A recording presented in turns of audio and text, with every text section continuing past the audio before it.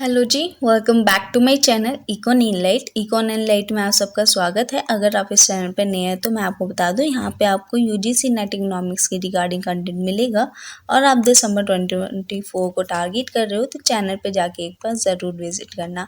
ठीक है जी। तो इस लेक्चर में हम क्या करेंगे, गॉस मार्कोव थ्योरम के रिलेटेड जितने भी क्वेश्चन बने हैं वो ईजी हो, डिफ़िकल्ट हो या फिर मॉडरेट लेवल के हो, सारे लेवल को आज अप्रोच करेंगे। ये थोड़े से आपको स्टिल इजी लग सकते हैं अगर आपने प्रैक्टिस कर रखी है या फिर आपने लेक्चर को सुना हुआ है। अगर नहीं, बिल्कुल बिगिनर हो तो आपको थोड़ी सी यहाँ दिक्कत होगी। उसके लिए आप क्या करें, गॉस मार्कोव थ्योरम का पूरा लेक्चर अपलोड करा गया है, उसे आप देख लीजिए एंड ये प्रैक्टिस कर लीजिए, आपका टॉपिक यहाँ पे क्लियर हो जाएगा। ठीक है जी। तो रिचुअल को अपनी स्टार्ट करते हैं। हम क्या करते हैं, यहाँ पे 10 सेकेंड हम क्या करते हैं, मैनिफेस्ट करते हैं जो भी हमें क्या है अपना अचीव करना है गोल। जैसे कि मेरा 200 सब्सक्राइबर का मैनिफेस्टेशन है, आपका JRF का है, तो 10 सेकेंड लेंगे, उसको मैनिफेस्ट करेंगे, फिर आगे बढ़ते हैं। ओके। सो आपको क्या है, अपनी आइज़ क्लोज करना है। आइज़ क्लोज करके आपको वो सब विजुअल करना है जो आप क्या है एक खुशी महसूस करोगे, जैसे कि आपका JRF क्लियर हो जाता है, वो आपको 10 सेकेंड के लिए अभी यहाँ पे महसूस करनी है। एंड महसूस करने के बाद, अपना विजुअल बनाने के बाद आपको क्या है कहीं पे लिख देना है JRF या फिर जो भी आपका टारगेट है। अगर आपके पास पेन कॉपी नहीं है यहाँ साइड में अपने पास, या फिर कहीं आप नोट नहीं लिख कर पा रहे हो तो आप कमेंट में भी लिख के जा सकते हो JRF या फिर असिस्टेंट प्रोफेसर, जो भी आपको अचीव करना है। ठीक है जी। तो क्वेश्चंस पे चलते हैं डायरेक्ट। फर्स्ट क्वेश्चन क्या है, which of the following statement correctly describes the condition under which the OLS estimator is consider blue according to the Gauss Markov theorem. तो मैं शॉर्ट में बता देती हूँ।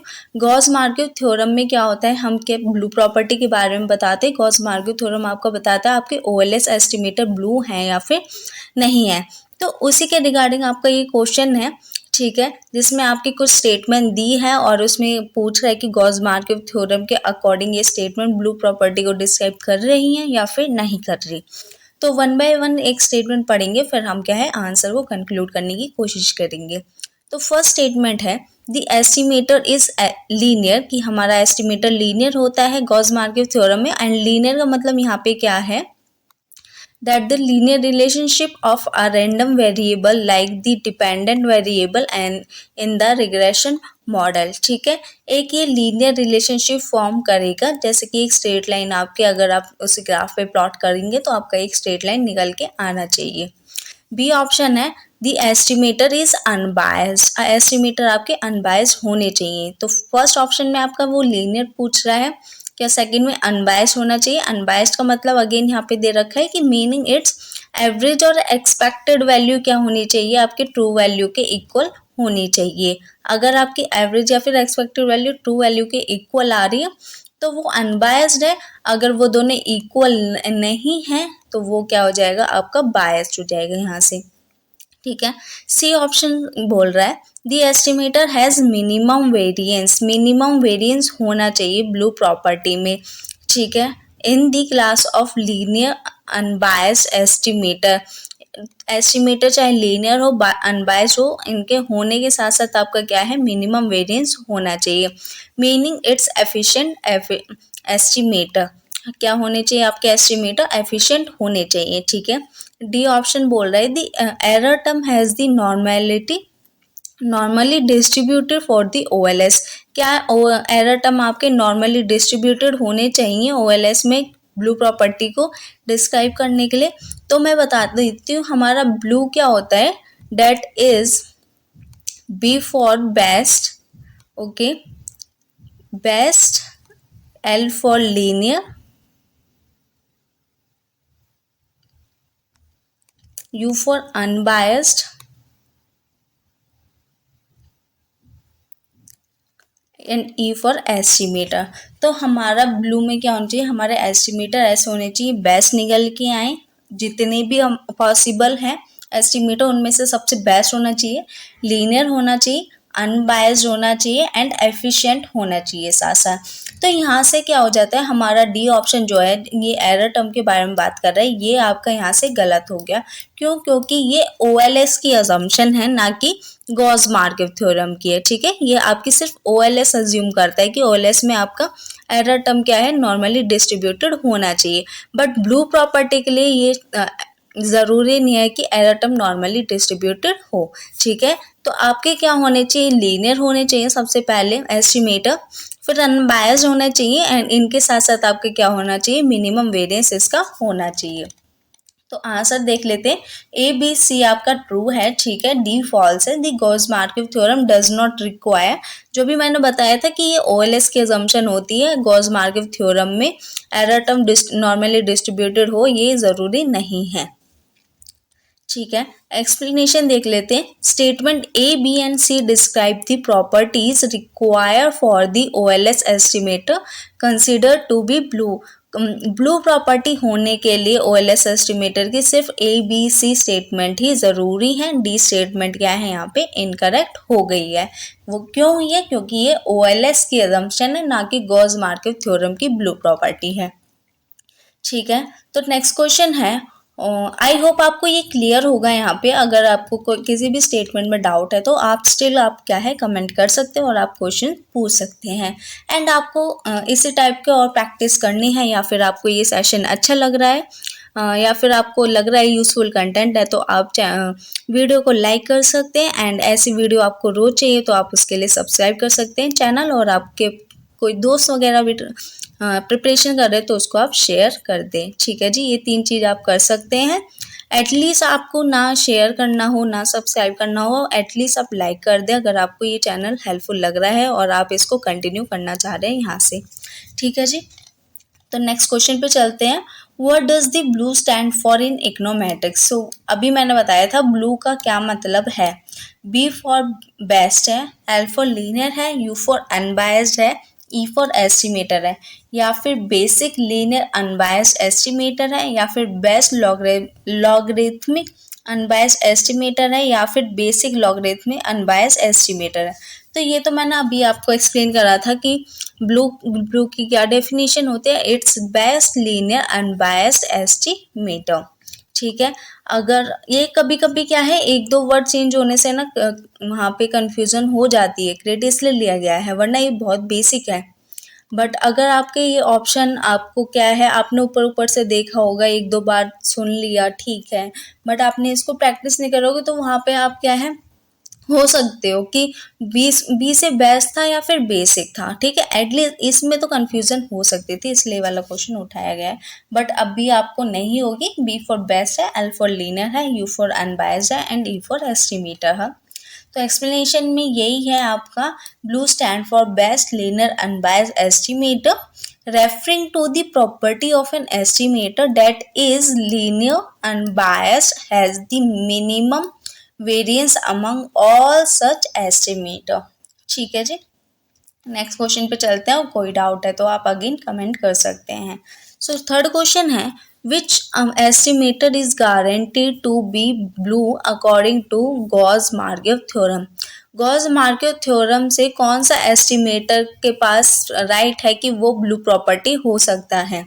ठीक है, क्या वो मैक्सिमम लाइवलीहुड एस्टिमेटर से हम ब्लू प्रॉपर्टी शो कर सकते हैं इनमें, या फिर OLS को हम ब्लू प्रॉपर्टी शो कर सकते हैं, या फिर रिज लाइन के लिए ब्लू प्रॉपर्टी हम यूज़ करेंगे, या फिर बेसियन एस्टिमेटर के लिए हम ब्लू प्रॉपर्टी लेंगे? तो आपको अब तक तो आई थिंक क्लियर हो गया होगा। बार बार एक ही चीज़ आ रही है कि ब्लू प्रॉपर्टी या फिर गॉस मार्कव थ्योरम हम किस में लगा रहे हैं। ये हम हमेशा OLS, जब भी OLS लगाते हैं उसमें हम देखते हैं कि हमारी ब्लू प्रॉपर्टी निकल के आ रही है या फिर नहीं। हमारे जो भी एस्टिमेटर निकल के आ रहे हैं OLS टेक्निक लगाने से, वो ब्लू हैं या फिर नहीं। ठीक है जी, हमेशा ये आपका किस में होगा, ordinary least square estimator that is OLS। तो आंसर क्या है यहाँ पे, B, The Gauss-Markov theorem states that the ordinary least square estimator is blue under the वो भी किसके अंदर क्लासिकल लीनियर रिग्रेशन मॉडल। अगर आपका मॉडल 2 वेरिएबल मॉडल है या फिर क्लासिकल लीनियर रिग्रेशन मॉडल है तो आप OLS टेक्निक लगाओगे एस्टिमेटर को फाइंड करने के लिए, एंड वो एस्टिमेटर आपके क्या होने चाहिए, ब्लू होने चाहिए, तभी वो बेस्ट माने जाएंगे। ठीक है जी। फोर्थ क्वेश्चन पे चलते हैं। Under the Gauss Markov theorem what does linear, अब गॉस मार्कव थ्योरम में हमने पढ़ा है BLU ही होता है, इसमें आपका L फॉर लीनियर होता है, एंड लीनियर का यहाँ पे क्या मतलब निकल के आता है ये आपसे पूछा गया है। ठीक है, रिगार्डिंग दी OLS एस्टिमेटर। तो लीनियर का क्या मतलब है ये आपके ऑप्शन दिए गए हैं, वन बाय वन अगेन पढ़ते। The relationship between the independent and dependent variable, क्या इन दोनों के बीच के रिलेशनशिप को फाइंड करने के लिए लीनियर वर्ड यूज हुआ है। The linear combination of observed data, या फिर जो भी आपका ऑब्जर्व डाटा है, जो भी आपका ट्रू डाटा है उसको उसका लीनियर कॉम्बिनेशन होना चाहिए। द लीनियरिटी ऑफ रेसिडुअल, या फिर रेसिडुअल की लीनियरिटी को शो करने के लिए लीनियर यूज हुआ है, या फिर आपका एरर टर्म के लिए लीनियरिटी को शो करने के लिए लीनियर वर्ड यूज हुआ है। तो यहाँ पे मैं बता देती हूँ जो भी आपके ऑब्जर्व डाटा हैं, ठीक है, उनके बीच का कॉम्बिनेशन को लीनियर शो करने के लिए मीन्स एक अगर आप उसे एक ग्राफ पे प्लॉट करें तो लीनियर क्या है, वो एक स्ट्रेट लाइन और स्ट्रेट फॉरवर्ड रिलेशनशिप निकल के आना चाहिए, या फिर अप डाउन अप साइड हो या फिर डाउन साइड हो, ये आपका क्या है, एक लीनियर रिलेशनशिप निकल के आ रहा है। मीन्स एक बढ़ रहा है तो एक अगेन दूसरा भी बढ़ रहा है, दूसरा बढ़ रहा है तो फर्स्ट वाला भी बढ़ रहा है। यहाँ पे देखिए एक कम हो रहा है तो दूसरा आपका यहाँ पे ये है, एंड यहाँ पे एक कम हुआ जैसे कि वाई एक्सिस वाला, तो यहाँ पे एक्स आपका बढ़ गया, ये आपका नेगेटिव है एंड ये आपका पॉजिटिव है। ठीक है जी, तो ये आपका लीनियर कॉम्बिनेशन होता है। आंसर देख लेते हैं, आंसर है the linear combination of the observe data. Linearity किस लिए यूज हो रही है कि आपके ऑब्जर्व डाटा का लीनियर कॉम्बिनेशन आप शो कर सके, दैट्स वाई अगर इन दोनों के बीच में लीनियर कॉम्बिनेशन है तो लीनियर आप यूज कर सकते हो। The linear in the context of OLS estimator refers to the fact that the estimators क्या है, लीनियर फंक्शन है किसका, ऑब्जर्व डाटा का, इंश्योरिंग क्या वो इंश्योर करता है कि एक straight forward and predictable relationship निकल के आएगा। ठीक है, अगर लीनियर रिलेशनशिप है तो प्रिडिक्टेबल और स्ट्रेट फॉरवर्ड होगा। जैसे कि यहाँ से हम देख सकते हैं कि एक बढ़ रहा है तो दूसरा बढ़ रहा है, अगेन वो बड़ा है तो यहाँ से अगेन ये वाला बड़ा है, एंड अगेन ये बढ़ रहा है तो ये भी बढ़ रहा है। वैसे हम इसको देख के इसे हम हमेशा एनालाइज करते हैं। ठीक है, उल्टा हो गया यहाँ से, इसको देख के हम ये वाला एनालाइज करते हैं। तो यहाँ पे देखिए ये हमारा इतना था, इसके बाद हमने ये बढ़ाया तो ये वाला आपका जो डिपेंडेंट वेरिएबल है वो आपका डिक्रीज हो गया। तो यहाँ पे एक स्ट्रेट फॉरवर्ड है, चाहे नेगेटिव है चाहे पॉजिटिव है, बट आपको क्लियर पिक्चर शो हो रही है कि ओके इसके बढ़ने से ये बढ़ रहा है या फिर इसके बढ़ने से ये घट रहा है। तो इसी चीज़ को शो करने के लिए क्या है, हम लीनियर होने चाहिए हमारे एस्टिमेटर, जिससे हमारी कैलकुलेशन ईजी हो जाए, प्रिडिक्टेबल करना चीज़ों को ईजी हो जाए, और हम क्या है अच्छे से अपने OLS को लगा के एस्टिमेटर को फाइंड कर सकें।